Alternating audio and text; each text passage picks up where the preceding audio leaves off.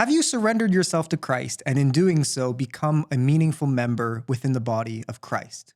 That is the question that we want to ask ourselves today during today's episode of Sheep Talk. I'm Daniel. I have insomnia, I have a hard time sleeping, so I read the Bible when I can't sleep. And I want to share this with you that we must surrender ourselves to the authority of Christ. And not only that, because Christ is the cornerstone of the church and he is the head of the church, we must also submit ourselves within the body of Christ and move towards deeper community, move towards deeper commitment, move towards deeper love in every way that we can. The importance of this in modern society is that we find ourselves in desperate need of fellowship.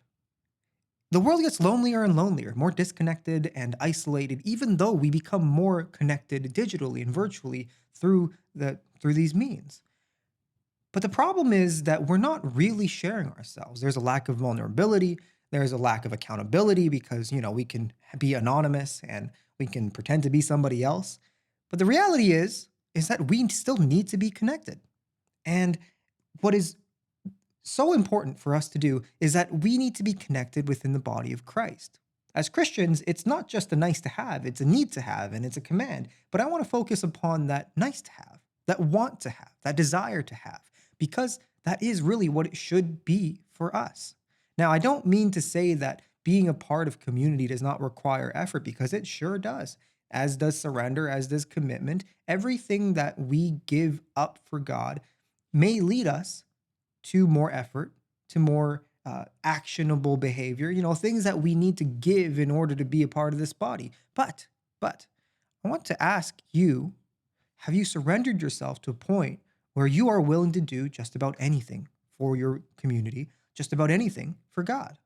Because when we do reach that point, then one extra task or one other, thing that the pastor trusts us with, or one extra request that we receive from one of the other members is not such a burden anymore.